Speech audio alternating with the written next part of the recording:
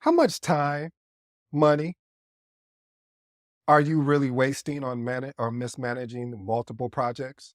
Are your projects constantly fighting for your attention, leaving you overwhelmed and, let's be honest, family, even feeling burnt out?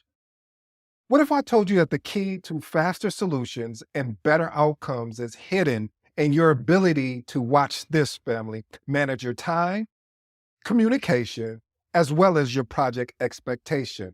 But the true question is, how do you truly unlock that potential? Well, in today's episode, I'm going to discuss some battle tested strategies as well as tactics that have saved countless of projects from disaster.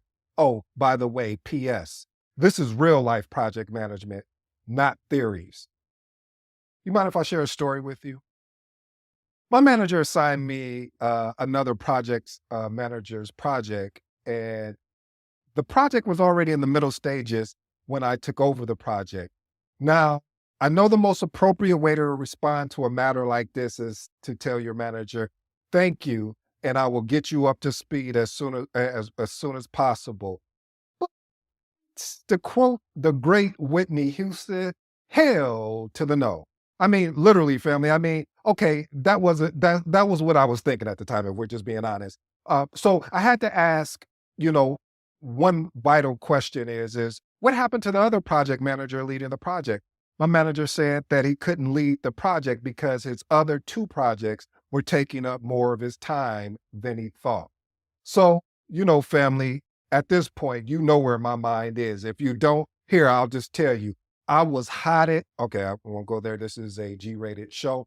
Anyways, I had to realize that I had to figure this out. And so I did. This is why in today's episode, I'm going to discuss actual strategies and tactics that I used. Again, family, no theories. These are actual strategies and tactics that I believe if you ever have to manage multiple projects. And when I say multiple, I mean two or more projects. I hope today's episode resonates well with you because, family, I've already done the homework. Here's my answers. Point number one, learn to say no to preserve focus and resources. In project management, you frequently encounter requests for like additional tasks, like tasks for meetings, tasks to set up, even new projects within the new project. And saying yes to everything can lead you to miss deadlines, quality issues, as well as the favorite thing here is being burnt out. So being able to say no, but watch this, family, strategically, it's critical for protecting one's focus, time, and the resources that he's leading to successfully manage your primary projects. And as I said, that is the strategy. Here's some of the tactics, or what I'm going to call actionable items. Evaluate requests. So before agreeing to a new request, assess its alignment with the current project priorities. Ask whether is it urgent, or does it add value, or can it be delayed? Now I know what you're thinking. Well, it's just not that easy for me just to say no outright. I got you. You want to use a diplomatic response. Practice saying no with phrases like this. Given our current commitments, I can't take this right now. Or you don't like that one. How about this one? This may sound a little bit better. I would love to take on that particular project, but this may be suited for the later phase of the project. And you see what I'm doing, family, here is I'm maintaining the professionalism as well as the professional relationship while at the same time protecting my workload. Here's another proposed alternative. If you can't fulfill a request, suggest an alternative solution, like such as delegating that to another task member, or again, scheduling for a later time where resources are more available. Here's the last and final actionable tip. You want to set clear boundaries. Family, if you do not set clear boundaries, everyone will cross them. So being able to establish what keeping the main thing, or in a more professional approach, establish clear priorities with stakeholders and team members and communicate that additional requests will need to be evaluated based on availability and capacity prior to or during priorities. Point number two, develop communication channels that work for the project team to enhance collaboration. One of the things that I've seen, and I'm just going to park here real quick, family. One of the things that I've seen is that project managers will try to manage a project through email, and they'll go back and forth through email, and they're like, "Why am I not getting a response from my project team on this particular item or that particular item?" It's because you haven't identified what is their communication channel. Yes, some people love emails. You have others that like email as well as Teams. And then you just have someone that say, "Hey, could you send me a message in Teams? And then can we document it somewhere? Because I get so many emails, it's not going to be worth my time." So let's go to the explanation. Effective communication is the backbone of any, and I do mean any successful project or within project management, especially family, when you are when you are managing multiple projects. However, communication methods and preferences can widely vary across different team members. This is why I was recommending that you need to find the right communication channel. This way, it does a couple things here. It avoids misunderstanding, it reduces delays, and watch this, it keeps the team connected, whether they're in person or they are remote. Here's some actionable tips. I'm going to give you three. You choose one or use all three. Assess communication preferences and styles. Like I said, some people like instant messages. Some people like you picking up the phone. Some people like video calls. Other people like in-person meetings. Find out, or I should use a better word, adapt your communication plan to suit these preferences well while maintaining project requirements. Like I always say, family, you have to understand and learn your audience. If your audience is someone that likes video calls, you might need to do video calls. If your audience is one that is instant message driven, you need to do instant message driven messages. All right, next one, designate channels for specific purposes. So clearly define the purpose of each communication channel. Here's a good example. Like for instance, if you're using an instant messaging tool like a Slack or a Microsoft Team for quick updates, use project management platforms for task tracking and emails for formal communication. By doing this, it establishes guidelines on when and how to use each channel. And then most of all, set up regular touch points. These do not need to be 30 minutes, 45 minutes, hour. You need to understand when you're going into that meeting, you want to be prepared. You want to know what you're talking about. So when you get there, you should say, "Hey, this should be only 15 minutes. Here are the things I need to find out. Where we at with this task? Are you running into any impediments? Is there anything that you need from me to help move you along on the task that you've been assigned?" That's it. Once we get that feedback, boom, I'm going on to the next meeting. All right, let's move on to point number three. Message.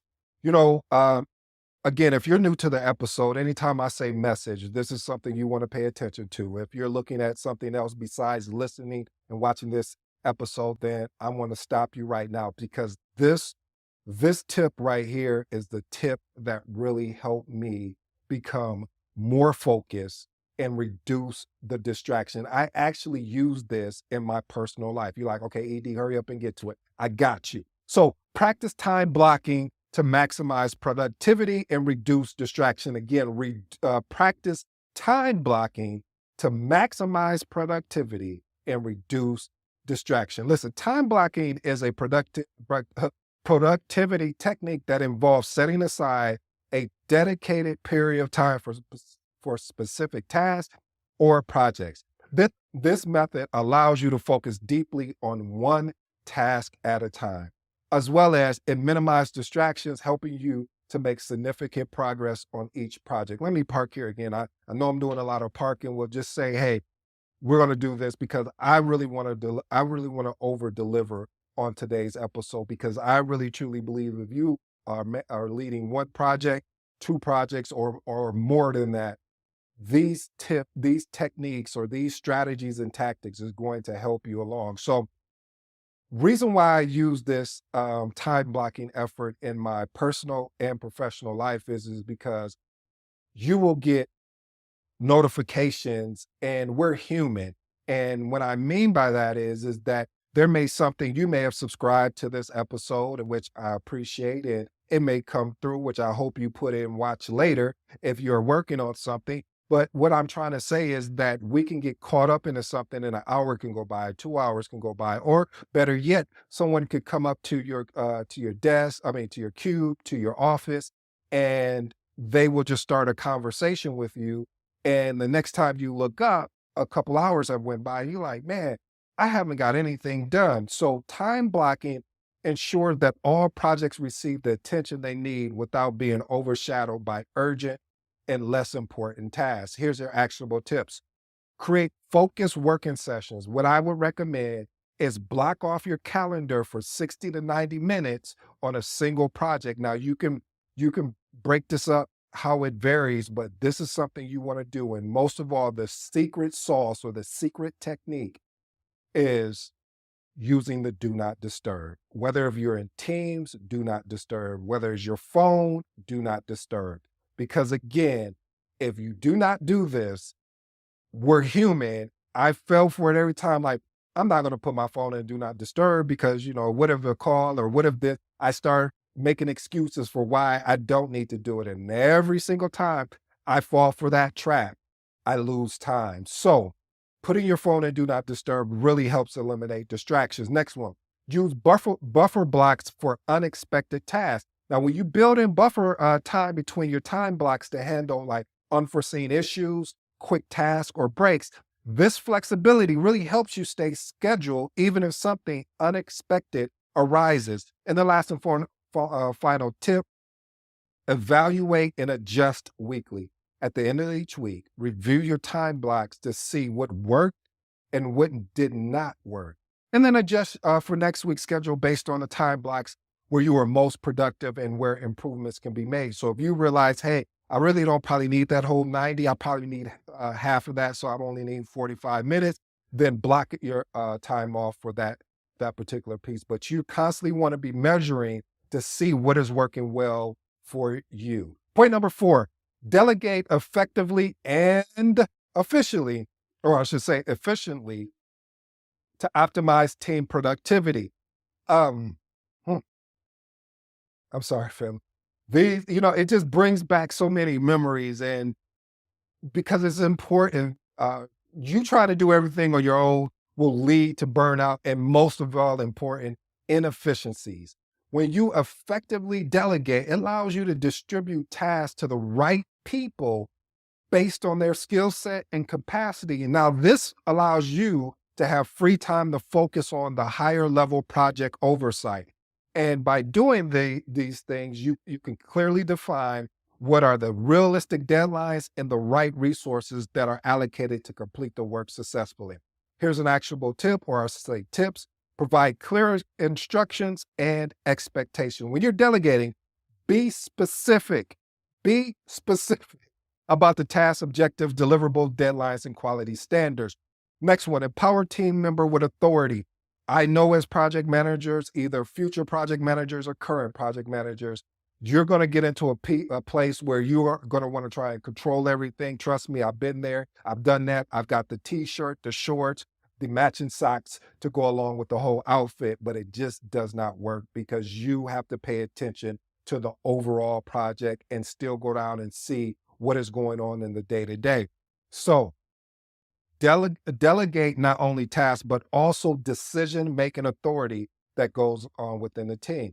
Monitor progress without micromanaging, like regular check-ins on delegated tasks, but focus on offering support and removing obstacles rather than micromanaging. And the last and final one, provide constructive feedback. After the task is completed, offer feedback that recognize success and suggest areas of opportunity. When I say areas of opportunity, it's just a more of a way to say, hey, there's an opportunity here to have better success. All right, let's move on to point number 5. Maintain detailed documentation to ensure project clarity and continuity. You know what we say here, documentation beats what? Documentation beats what? Documentation beats conversation. So proper documentation helps you track decisions, changes, processes, as well as lessons learned. Listen, family, this really allows team members to get up to speed extremely fast, and it ensures a real good flow of continuity, especially if someone leaves the role or transitions into a different role within the team. And this really is a reliable reference when questions are arise. One of my major things that I always talk about is saying exceptional documentation prevents confusion, it reduces risk, and it also keeps project aligned with their objectives. Here's my actionable tips. Document key decisions and rationales. Uh, More or less, you want to keep important decisions, including when they were made, who made the decision, who was involved, and were there any alternatives identified? Use standardized templates. One of my favorite standardized templates to use is a RAID log, especially when it comes to decision. Also, risk logs or change requests or status reports, or most of important, if you have a meeting, meeting recaps. Next one, update documentation regularly. Treat documentation as a living resource that evolves with the project.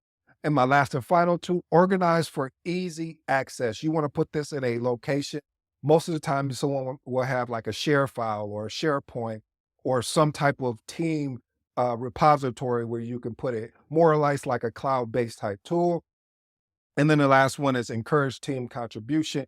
You want to foster an environment that allows the team to contribute to the project documentation. Point number 6, foster cross-project collaboration to drive synergy and efficiency. You know, one of the things in organizations that you'll see when you're leading projects is teams will have a tendency to be siloed. And when they're siloed, what ends up happening is you have knowledge gaps, you have inefficiencies. So what you want to be able to do is encourage cross-project collaboration that can break down these silos and leverage diverse expertise and promote the sharing of resources. And most important is best practice. Here's my actionable tips. Set up cross-project knowledge sharing sessions. That means organizing regular meetings where teams from different projects share updates and challenges as well as success. That is key, family, because when someone is learning at another project and you're leading it, you can have these two projects that maybe have nothing to do with each other, but may share similar challenges and how they can all work together. Next one, create shared resource pools. I talked about that. You want to find out ways that maybe you may be able to cross-reference specialized skills or tools that are in high demand for multiple projects, like creating a shared resource pool that teams can access as needed. And then the most important, use collaboration tools to bridge projects, like implementing a project management and communication tools that allow for easy cross-project collaboration. Point number 7, leverage cross-project learnings to continuously improve projects. You know, if you learn something as you're leading multiple projects that could be valuable to another one of your projects, you want to find a way that you can just really cross-reference both of these projects. What I mean by that is best practices, strategies, tactics, any pitfalls that happen, and how did you go about improving it, whether it's from a decision-making aspect, and when you make those decisions, what were the outcomes of it? Here's some actionable tips. Conduct a post-project review. At the end of each project, hold a lessons learned, or in Scrum, they call it a retrospective, where you're able to document key lessons, challenge faced, and what went well. You also, the next one is you want to create a knowledge repository. We talked about that. Your shared drive, SharePoint, those type of places where lessons learned are housed, and what were the templates that were used. And then last and final one, implement those best projects in upcoming projects. So apply those strategies and solutions that work well in the past to new or ongoing projects.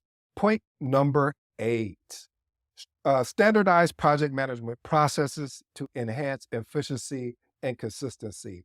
Now, one of the things I want to talk about here is if you can find ways to standardize your approach to leading projects. Now, this is not a one size fit all, because as project managers, we are guilty of that, hey, we're just going to put someone in this box and we're going to use the same format, the same thing, but it may not work on the other project. So you're going to have to be very adaptable. So if something worked well on a project that you're having a lot of success on, test it out, experiment with it. And if it doesn't work well, be willing to adapt to see how that worked well being willing to adapt and experiment so you can figure out, okay, maybe I may have to take what worked well on project one and and then how I had to make the adjustments for project two, and then combine those together for project three.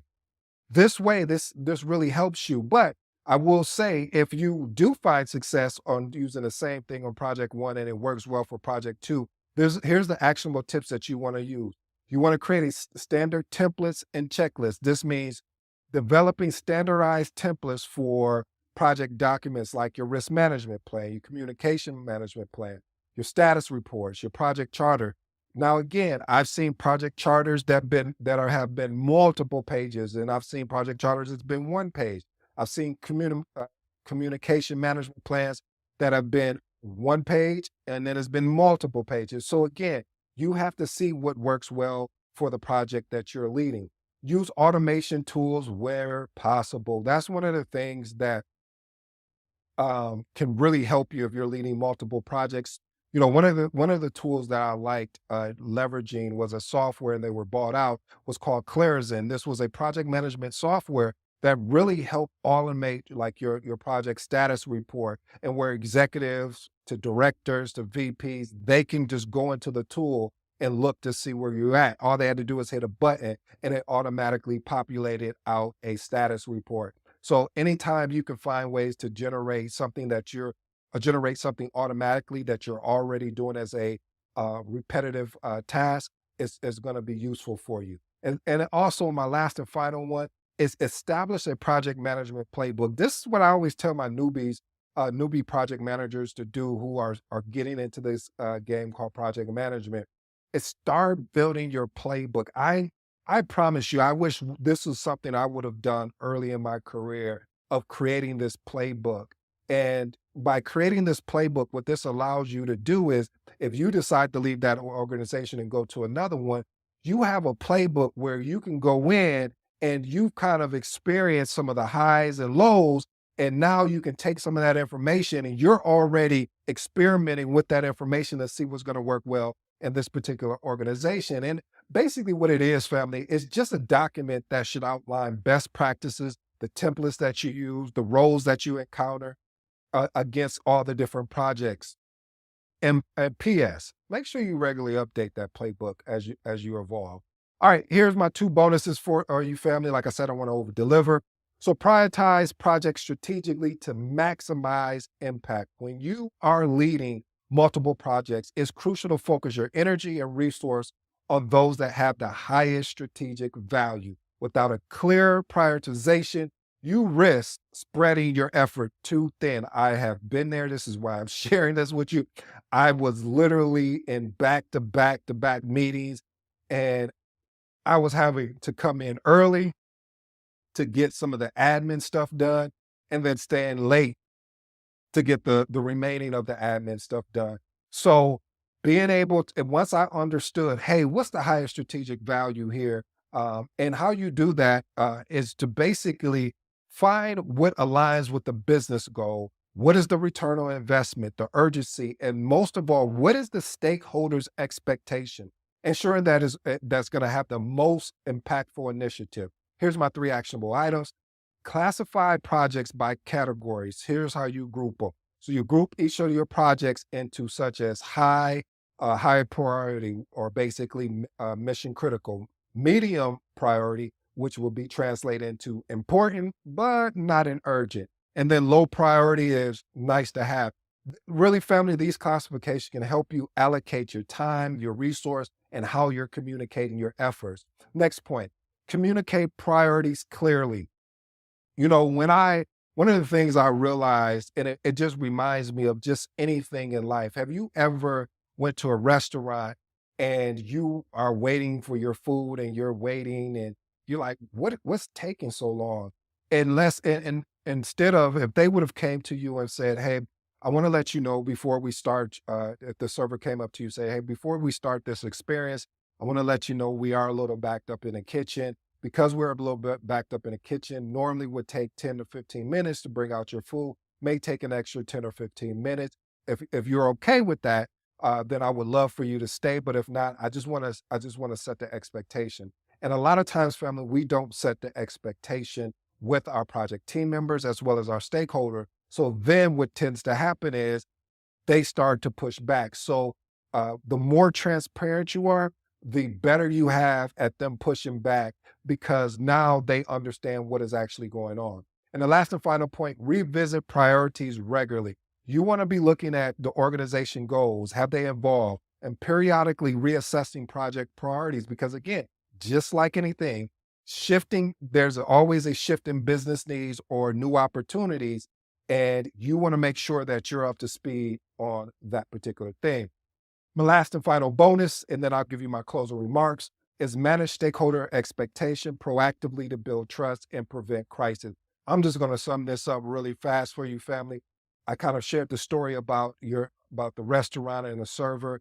The way you build trust is being transparent. Don't try to hide anything. Don't try to sugarcoat it. Just be upfront and direct, but remain in a professional frame by saying, hey, this is what's going on. I am leading 3 projects. These are the 3 priorities in this particular order: project 1, project 2, and project 3.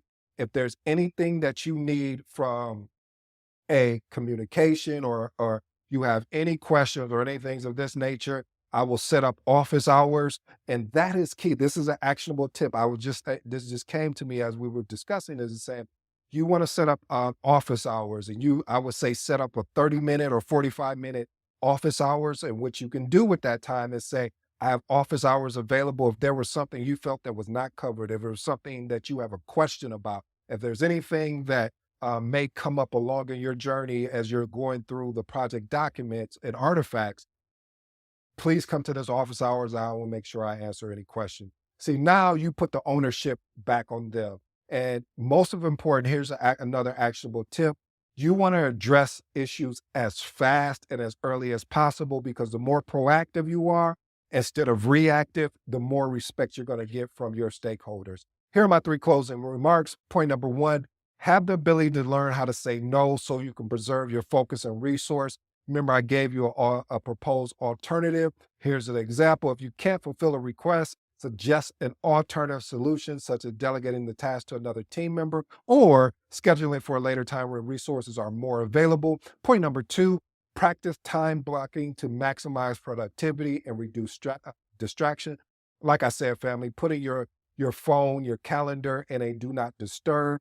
I said your calendar, if you use Teams or Slack, whatever that particular instant message communication is, put that in do not disturb. Put your calendar and block your calendar off for more of a 60 to 90-minute focused work. And the last and final thing, you want to manage stakeholders' expectations proactively to build trust and prevent crisis. The biggest thing here is, family, addressing issues early so you can get in front of it and be proactive instead of reactive. Because if you're not, you're going to lose your trust of not only your your stakeholders, but also your project team.